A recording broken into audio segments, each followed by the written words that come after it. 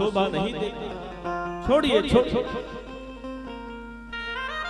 अर्जुन कहते हैं द्रौपदी क्या कह रही है?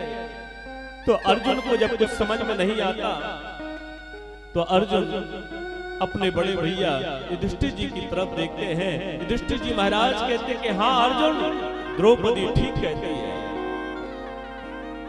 गुरु का पुत्र गुरु के समान होता है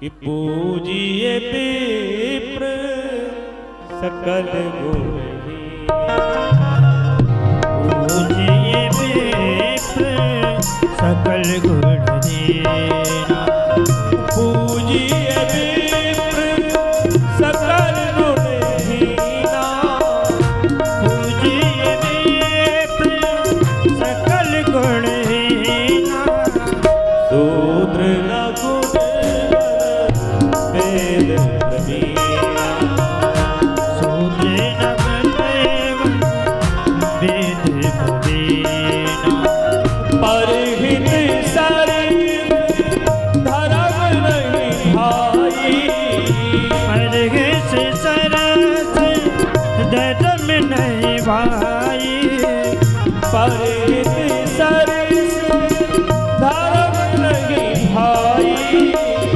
परहित सरस धर्म नहीं भाई,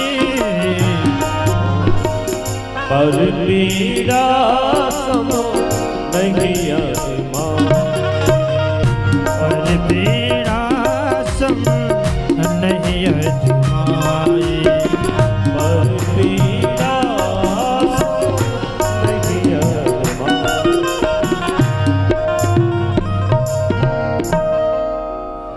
सकल गुणों से हीन ब्राह्मण पूजनीय है। और महाराज ब्राह्मण बदयोग्य नहीं है, ब्राह्मण पूजनीय है। जिन घरों में ब्राह्मणों का सम्मान होता है, ब्राह्मणों की पूजा होती है, उस घर में साक्षात नारायण का वास होता है। जहां ब्राह्मणों का अपमान अनादर होता है, वहां लक्ष्मी नहीं ठहरती कभी। कितना भी संपन्न व्यक्ति हो, यदि ब्राह्मण से द्रोह करता हो, ब्राह्मण का अपमान करता हो, वो दरिद्र हो ही जाएगा। युधिष्ठिर जी महाराज कहते कि देखो अर्जुन, द्रौपदी ठीक है। शास्त्र दृष्टि से देखा जाए तो जो द्रौपदी ने कहा है वो सच है। छोड़िए।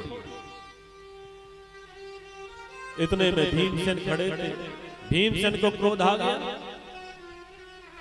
अरे बड़े भैया आप क्या बोलते हैं?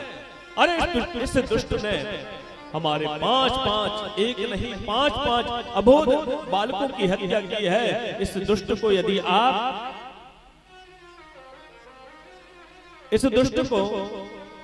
यदि आप नहीं मारेंगे तो हम मारेंगे। इसको जमीन में गाड़ देंगे या शरीर के टुकड़े टुकड़े करके हिंसक जीवों को खिला देंगे या इसको जिंदा जला देंगे, किंतु हम इसको छोड़ेंगे नहीं।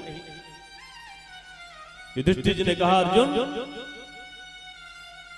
युधिष्ठिर जी ने कहा भीमसेन, शास्त्र नीति के विरुद्ध नहीं जाना चाहिए। मैं जो कह रहा हूं वो श्रेष्ठतम, गुरु पुत्र गुरु के समान है और ब्राह्मण वध के योग्य नहीं है। छोड़िए। नकुल सहदेव कहते बड़े भैया, अरे इसने हमारे 5-5 अबोध बालकों की हत्या कर दी। युधिष्ठिर जी महाराज कहते कुछ भी किया हो। अर्जुन से कहा छोड़िए, छोड़िए अश्वत्थामा को छोड़िए, ससम्मान विदा करिए। प्रेम से बोलो जय श्री राम। जय श्री राम। धन्य है कहते हैं धर्मराज, छात्र धर्म का परिपालन करने वाले।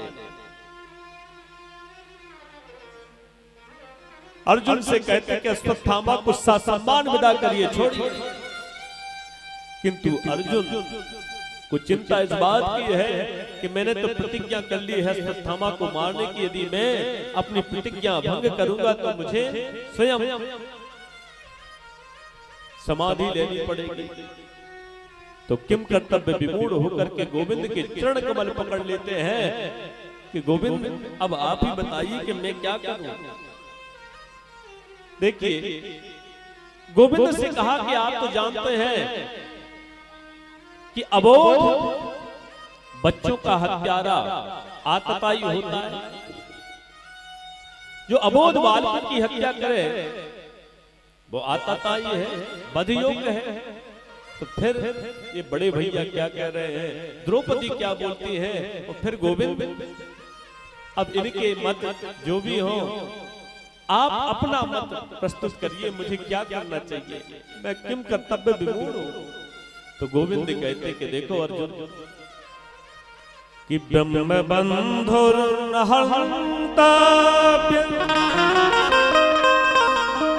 आतताई बधारहणा मयैवो भयमानात् परिपायनुशासन। गोविंद कहते कि अर्जुन, पतित से पतित ब्राह्मण का कभी वध नहीं करना चाहिए, अधम से अधम पतित से पतित ब्राह्मण का अनादर भी नहीं करना चाहिए। तो वध तो बहुत दूर की बात हो गई। और गोविंद कहते हैं आतताई को मार ही डालना चाहिए। ये दोनों बातें शास्त्रों में लिखी हैं, किंतु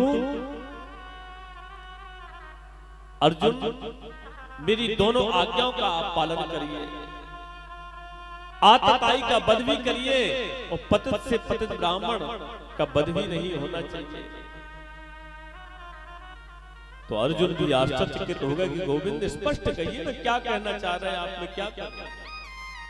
एक तरफ आप अधम ब्राह्मण कहते हैं, दूसरी तरफ आप आतताई को मारने की बात करते हैं।